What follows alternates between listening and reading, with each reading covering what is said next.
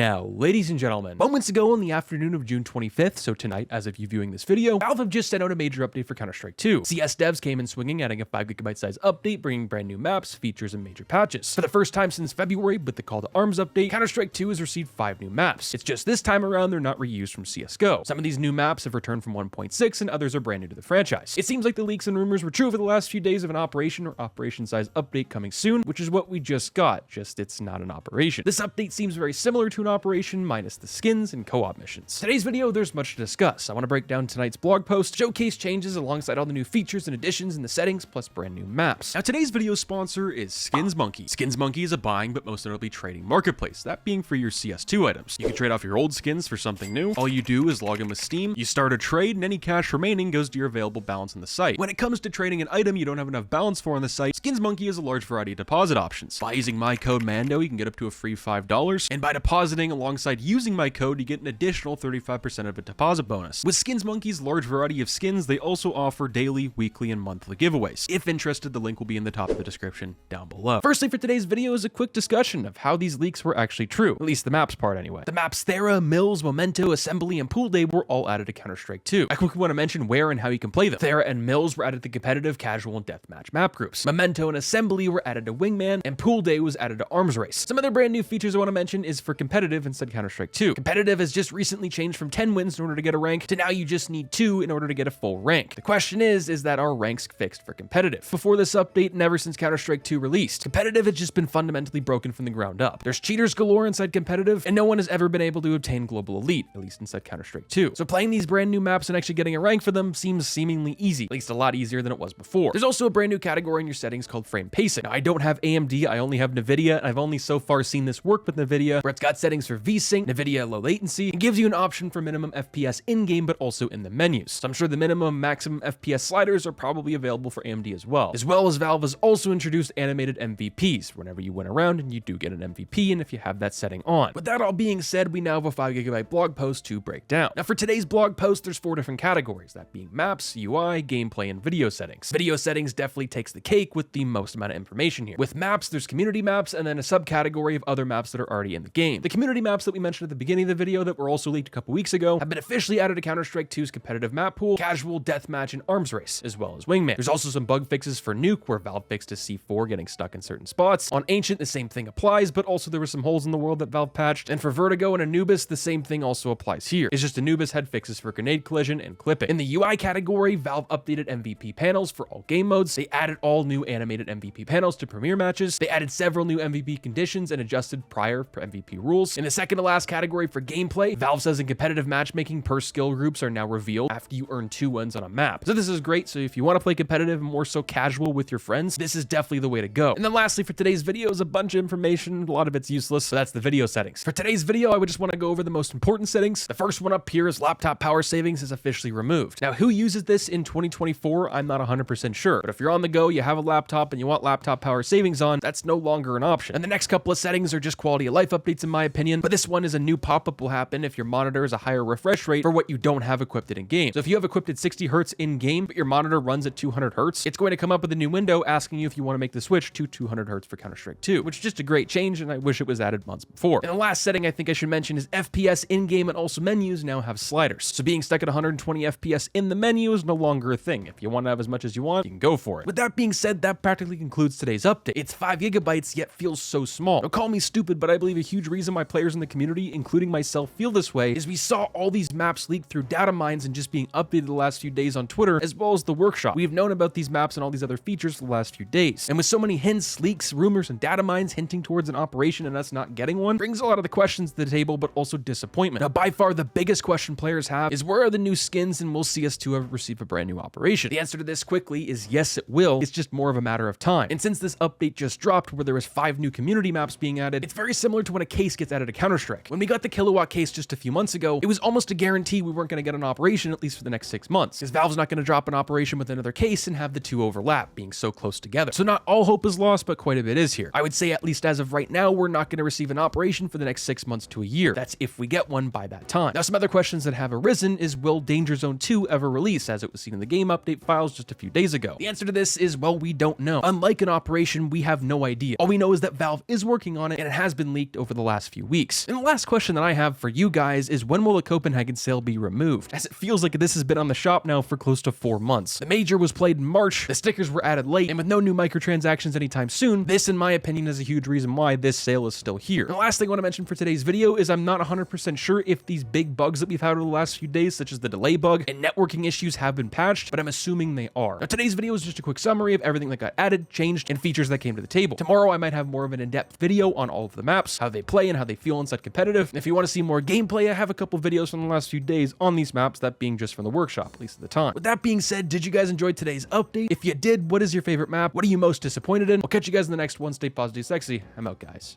Peace.